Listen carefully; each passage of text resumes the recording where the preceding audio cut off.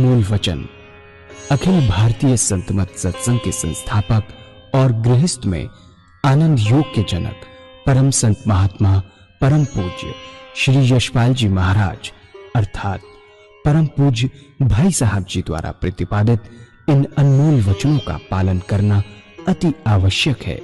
ये वचन हमारी गृहस्थ आध्यात्मिक साधना के लिए मूलभूत सिद्धांत हैं, जो इस प्रकार हैं। हम दुनिया की हर चीज की कीमत आंकते हैं, अपने मानव जीवन की कीमत भी जाने व परमात्मा की प्राप्ति हेतु साधना करें। मनुष्य योनि एक उपहार है, इसीलिए परमात्मा को धन्यवाद देते हुए आधा घंटा प्रातःकाल, आधा घंटा सायंकाल पूजा अवश्य करें।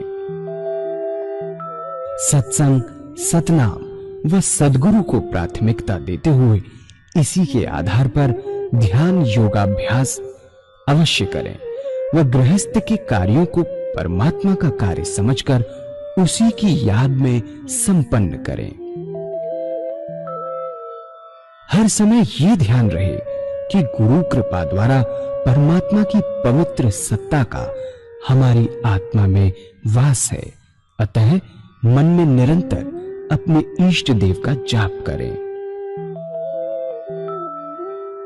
मान सम्मान की इच्छा ना करें व अपमान से दुखी ना हो। परमात्मा के अतिरिक्त किसी और का भय ना करें। दूसरों की बुराई न करें, न सुने, सत्य व मधुर बोलें, अश्लील शब्द मुंह से ना निकालें, सभी से नम्रतापूर्ण व सुंदर व्यवहार करें। धर्म पत्नी के अतिरिक्त अपने से बड़ी से माता जैसा, बराबर की से बहन जैसा व छोटी से पुत्री जैसा व्यवहार करें। सांसारिक जीवन यापन की आवश्यकताएं अंतहीन है, इसलिए अधिक से अधिक समय सत्संग में व धन परोपकार में खर्च करें।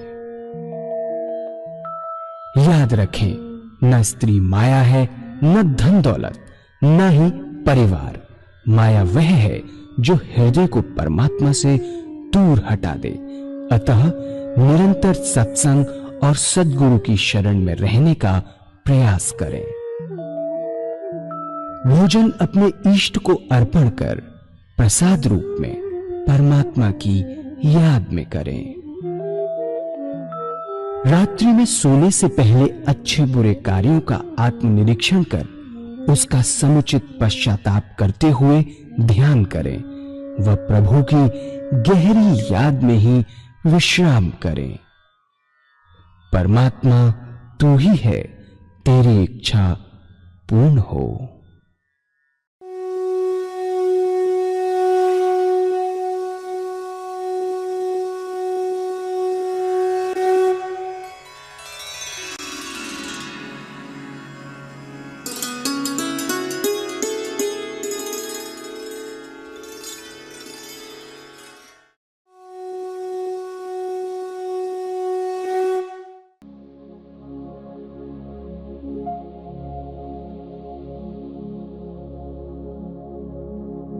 जय सद्गुरुदेव जय पद शरणम श्री यशरूप चरणों शरणम।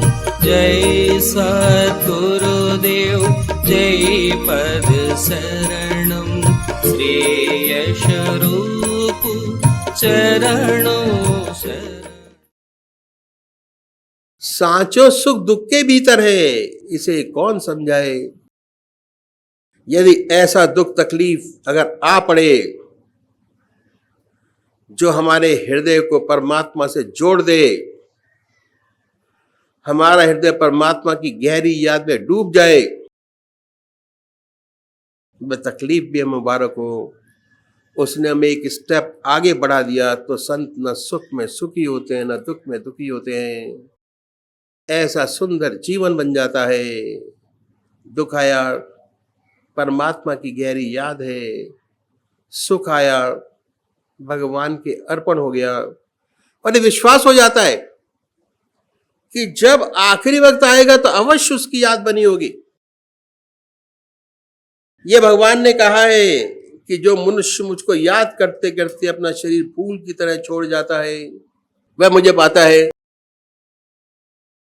सच्ची आशा हो जाती है कि जरूर हमें आदर्श सच्चा जीवन प्राप्त होगा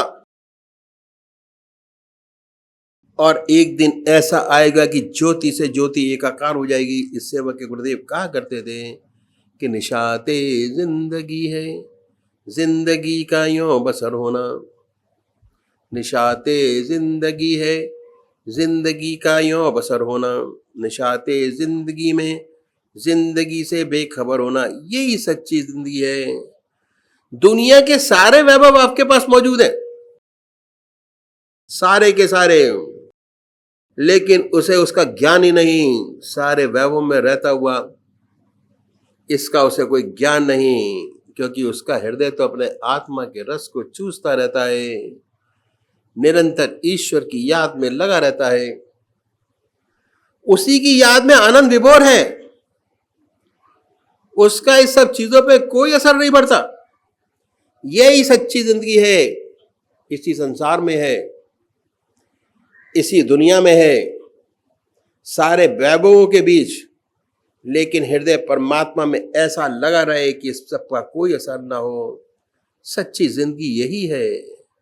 और यह है प्रेम का चौथा गुण संतोष, पांचवा गुण त्याग, इसार और कुर्बानी। एक दिया जलता है, तेल और बाती ठीक है तो रोशनी अच्छी देगा। धीरे धीरे चिराग की लौ में धुआं पैदा हो जाता है और तेल और दिया तो तेल जलने लगता है, फिर रोशनी देने लगता है। जब परमात्मा की असीम दया कृपा से उसके हृदय में उस परमात्मा का प्रेम जागृत हो जाए तो फिर ऐसे साधक को चाहिए कि त्याग की कैंची से उस लौ को सदैव प्रज्वलित करता रहे। ऐसा ना हो कि इसमें धुआं पैदा हो जाए। त्याग है शरीर का, त्याग है समय का, त्याग है धन का। ये सब त्याग हमें अपनी लौ को कायम रखने में मदद करते हैं। और सबसे अच्छा त्याग है मन का। अगर मन का निरंतर उस परमात्मा की याद में लगा रहे, एक भी क्षण को इधर आधर न जाए, ये सबसे ऊंचा त्याग है।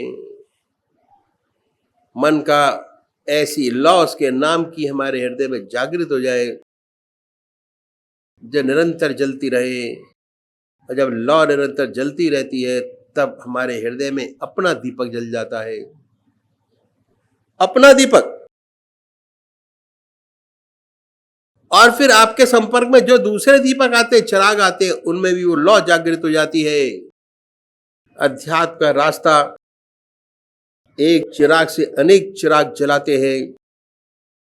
दीपावली के रोज एक चिराग से अनेक चिराग जलाते हैं। जब आपके हृदय में उस परमात्मा की प्रेम की लौ जागृत हो जाए तो जो दूसरे दीपक आपके संपर्क में आते हैं उनमें वो रोशनी प्रकट हो जाती है, सेम रोशनी।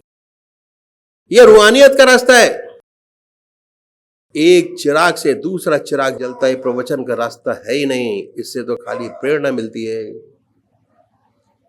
एक चिराग से दूसरा चिराग जिसमें उस परमात्मा की लौ हमेशा जलती रहे, ईश्वर की याद निरंतर चलते फिरते, खाते पीते, सोते जागते बनी रहे, लौ निरंतर हमारे हृदय में प्रभु नाम की जलती रहे, तब हमारे हृदय में ऐसी रोशनी, ऐसा प्रकाश पैदा होगा जो दूसरे लोग आपके पास आएंगे वो भी प्रकाशमय हो जाएंगे। कहते हैं पतंगा बड़ा प्रेमी है। पतंगा बड़ा प्रेमी है, लौ पर अपने प्राणों को नौछावर कर देता है और अपने आप को जला देता है।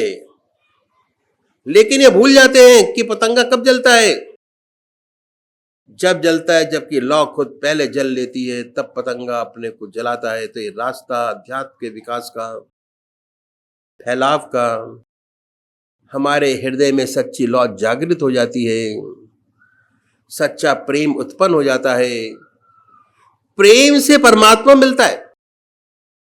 विनय और प्रेम दो विशेष गुण हैं जो हमें ईश्वर तक ले जाते हैं, हमारे जीवन को सच्चा लक्ष्य, जीवन मुक्त अवस्था तक पहुंचाते हैं। ये बातें हैं जो हमारी पूजा को सच्ची बनाती है, हमें परमात्मा तक ले जाती है। विनय प्रेम बस भई भवानी, खसी माल मूरत मुस्कानी। विनय और सत प्रेम से जब ईश्वर और सद्गुरु की कृपा से साधक के हृदय में प्रभु प्रेम की लौ जागृत हो जाती है, समस्त मल विक्षेप का नाश हो जाता है, हृदय निरंतर प्रभु प्रेम में सराबोर डूबा रहता है, आत्मय अवस्था प्राप्त होती है। साधक शांत हो जाता है, शांत हो जीवन मुक्त अवस्था में बना रहता है। यह है प्रेम और विश्वास। प्रभु प्रेम।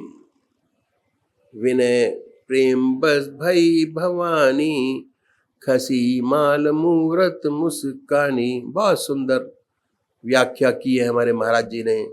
परमात्मा तू ही है, तेरी इच्छा पूर्ण।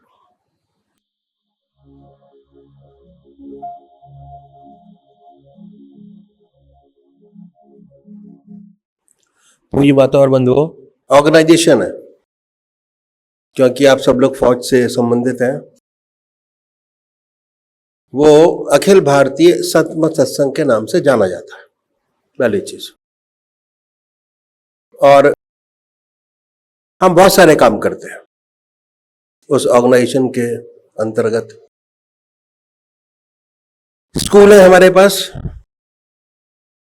हॉस्पिटल है, डिस्पेंसरी है, आश्रम है, और वो है सूरजकुंड के पास। आपने सूरजकुंड का नाम सुना होगा, उसमें आश्रम है। अब बहुत पुराना ऑर्गेनाइजेशन है, 70 साल पुराना हो गया। खास बात क्या है कि हम ध्यान योग पर हमारा प्रेशर ज्यादा है, ध्यान और अष्टांग योग की सीढ़ियां आई है।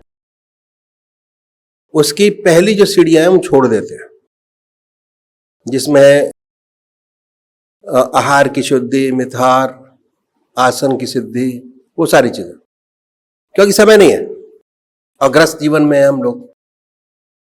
ये रास्ता हमारे महाराज जी ने गृहस्थियों के लिए बनाया। और जो उन्होंने एक्सपीरियंस किया अपनी लाइफ के अंदर, हर इंसान अपनी लाइफ के अंदर अच्छाइयों बुराइयों का एक्सपीरियंस करता है, वो उन्होंने श्री बृजमोहन वचन अमृत, हमारी एक किताब है, उसके अंदर अंकित कर दिया कि कैसे गृहस्थ के अंदर रहते हुए आप अध्यात्म की सबसे ऊंची सीढ़ियां पार कर सकते हैं, आनंदित रह सकते हैं।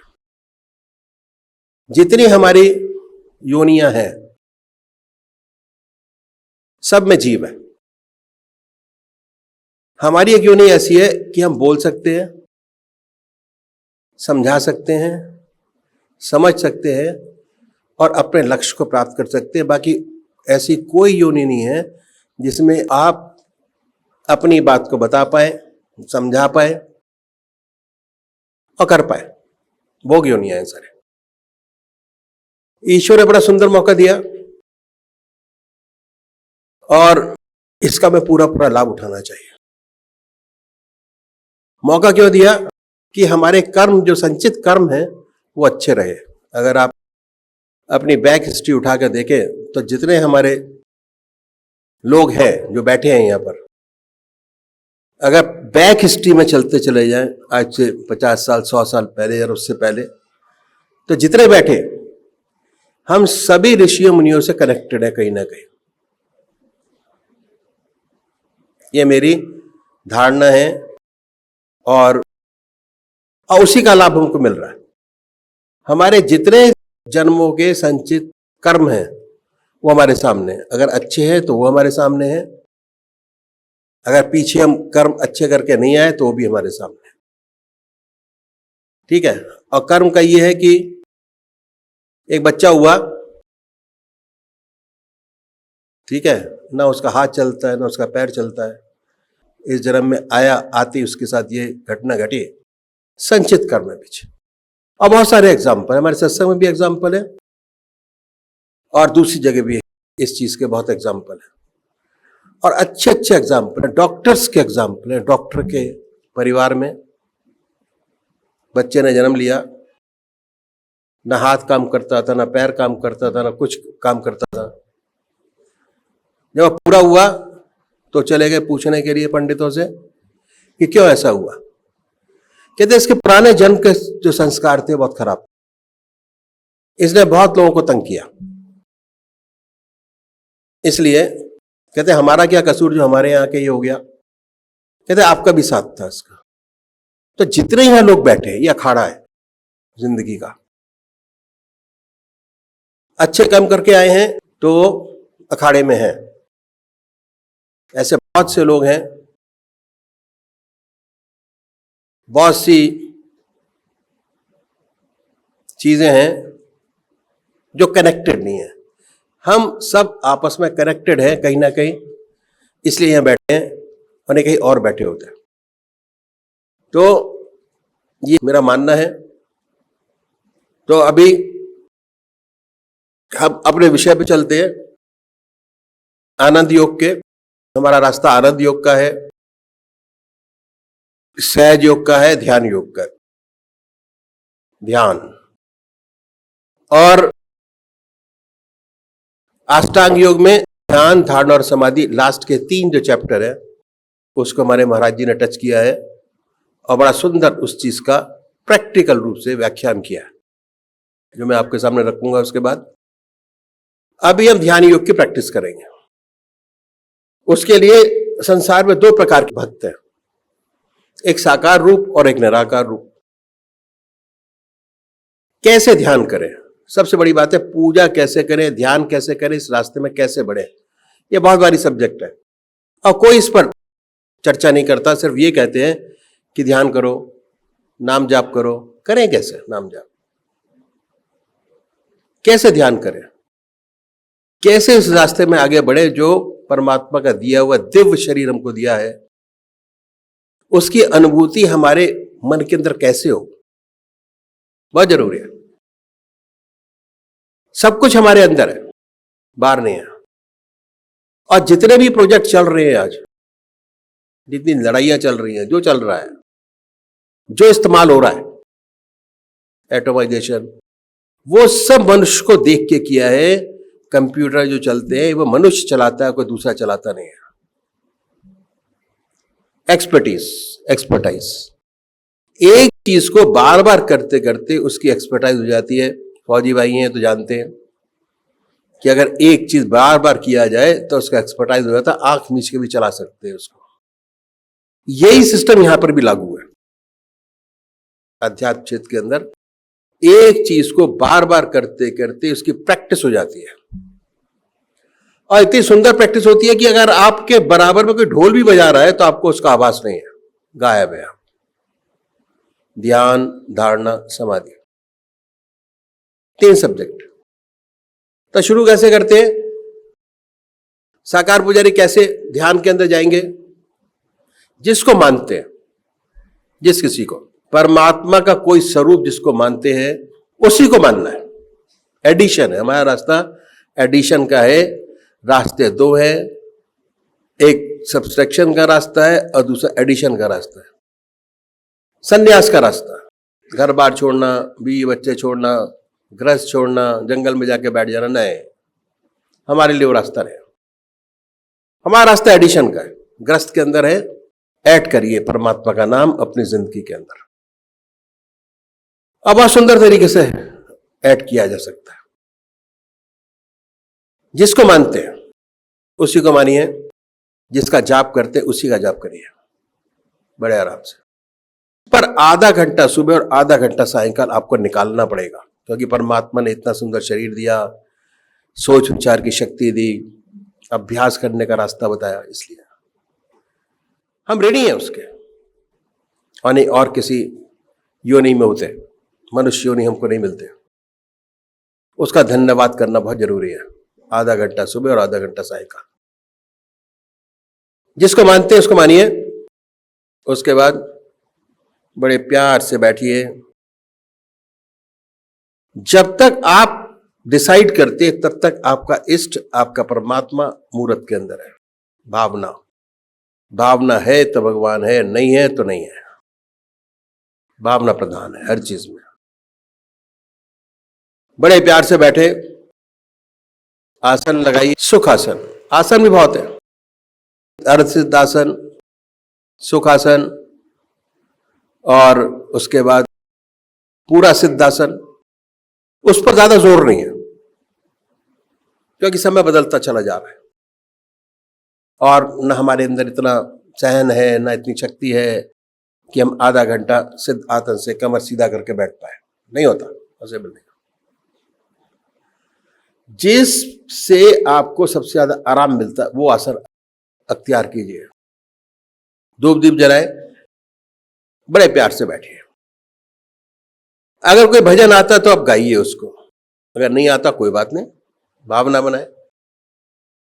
उसके बस आप ये देखें कि हमारा इष्ट सह शरीर हमारे सामने विद्यमान है, शरीर के साथ। अब न मूर्त में न सूरत में, शरीर के साथ। जो शिव भगवान को मानने वाले में अक्सर एग्जाम्पल दिया करता हूं कि कैसे वो अपने इष्ट को अपने सामने बनाएंगे। बड़े प्यार से, बाय थॉट, ख्याल से। ख्याल से हर चीज को करना बहुत जरूरी है। ख्याल से करेंगे। बड़ी बड़ी आंखें हैं, बनाए जैसे एक पेंटर बनाता है।